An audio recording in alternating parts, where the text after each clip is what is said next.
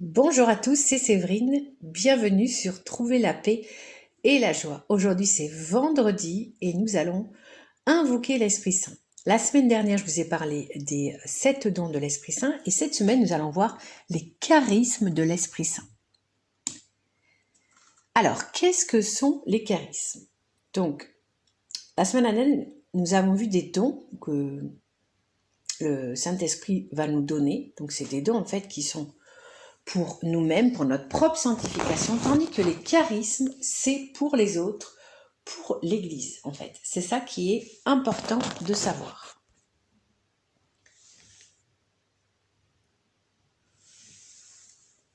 Chacun d'entre nous a reçu des charismes. Et ce n'est pas quelque chose de nouveau, c'est quelque chose qui existe depuis le temps de Jésus, et je vais d'ailleurs vous lire un passage de la lettre de Saint Paul aux Corinthiens, en 1,12. À chacun est donnée la manifestation de l'Esprit Saint en vue du bien. À celui-ci est donné par l'Esprit une parole de sagesse, à un autre une parole de connaissance, selon le même Esprit. Un autre reçoit dans le même Esprit un don de foi. Un autre encore dans l'unique Esprit des dons de guérison. À un autre est donné d'opérer des miracles, à un autre de prophétiser, à un autre de discerner les inspirations, à l'un de parler de diverses langues mystérieuses, à l'autre de les interpréter. Mais celui qui agit en tout cela, c'est l'unique et même Esprit. Alors voilà, c'est l'Esprit Saint qui donne les charismes, sans mérite de la part de personnes qui les reçoivent. Les personnes qui ont ces charismes ne sont pas meilleures que les autres, mais quand même, bien souvent, elles ont quand même une vie spirituelle soutenue. Et on peut les demander, ces charismes, si voilà, on se sent appelé à un charisme de guérison, eh bien on peut demander à l'Esprit Saint de nous guider. Mais il y a encore bien plus de charismes que ceux dont Saint Paul fait la liste, puisque en fait un charisme,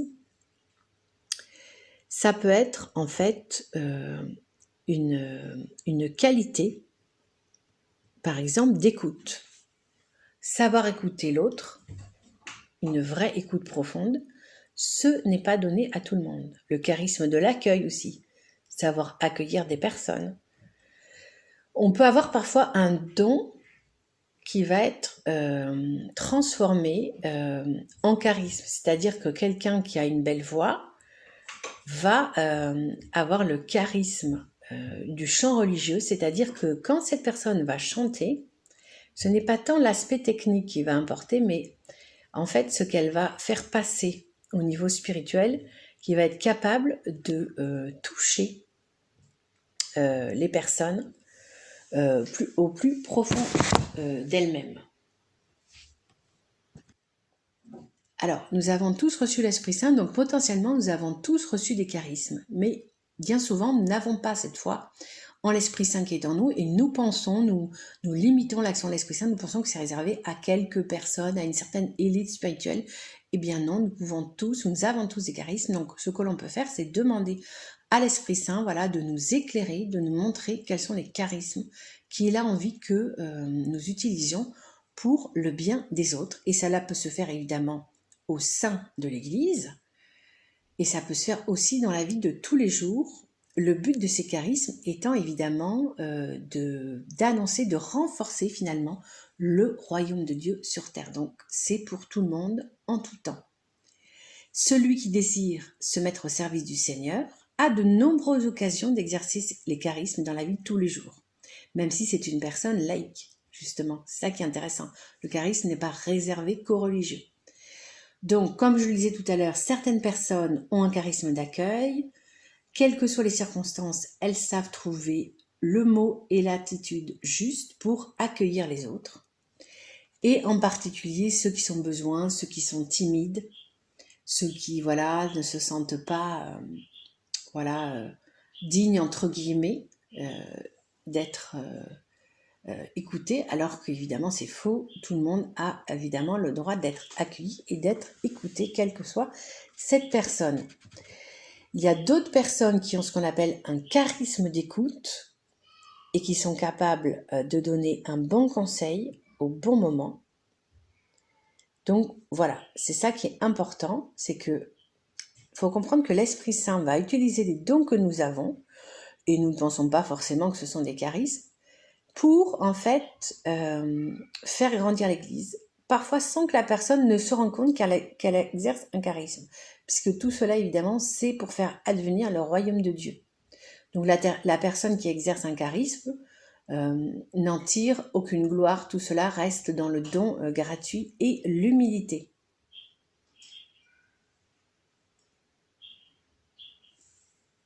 Alors je vais vous lire ce que disait Jean-Paul II sur les charismes.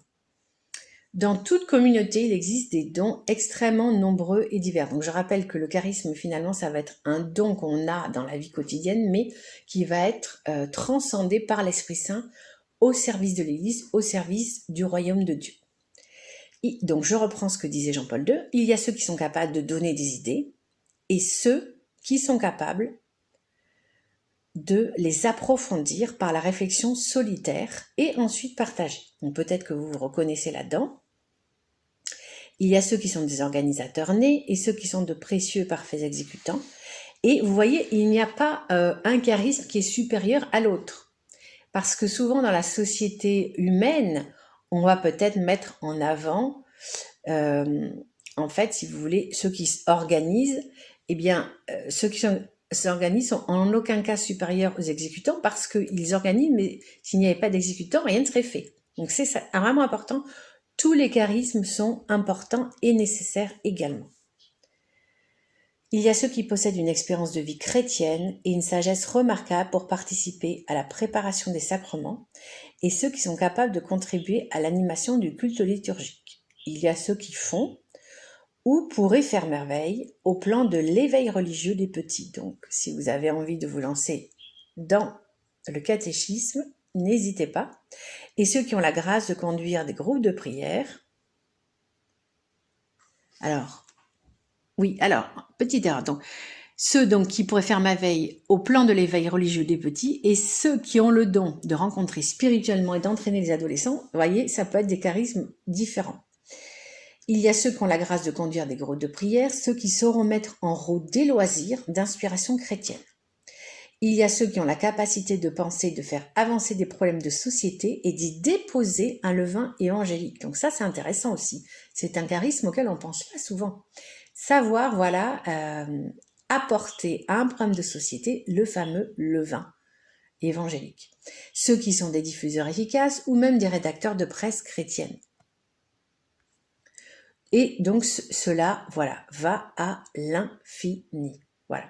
Donc essayez de prendre une feuille, de faire la liste de vos dons et demander à l'Esprit Saint de vous éclairer en quoi ces dons vous pourriez finalement les transformer en charisme pour les mettre au service de l'Église, au service de l'annonce du royaume de Dieu.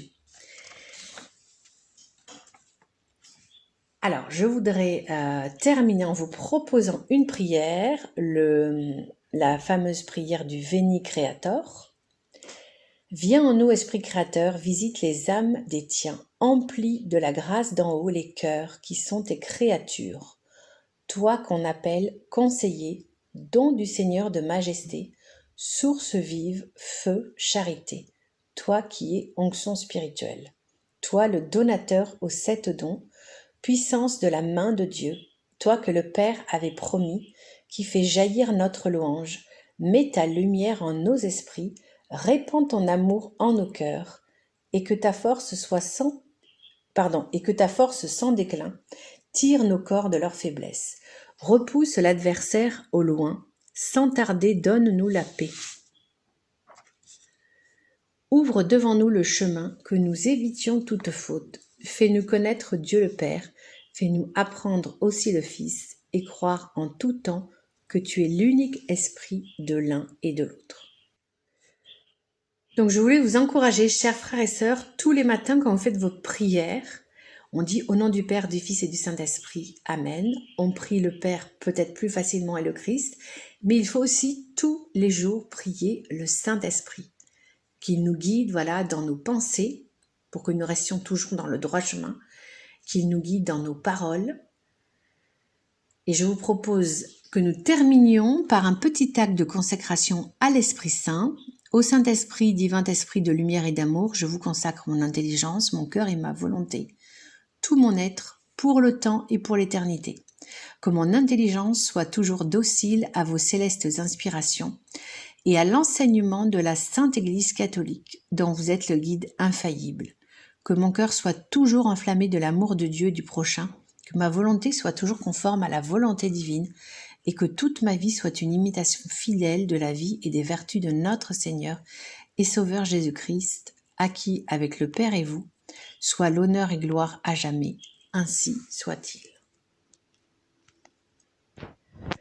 Voilà, j'espère que ces prières vont vous inspirer. Je souhaite vraiment que le Saint-Esprit vienne sur chacun d'entre vous dans vos difficultés, dans votre quotidien, qu'il vous inspire des paroles de sagesse, des actes de bonté et de miséricorde. Amen. Soyez bénis, pensez à liker et à partager pour répandre l'Esprit Saint partout dans le monde. Et on se retrouve la semaine prochaine, lundi, pour un nouveau podcast. À bientôt.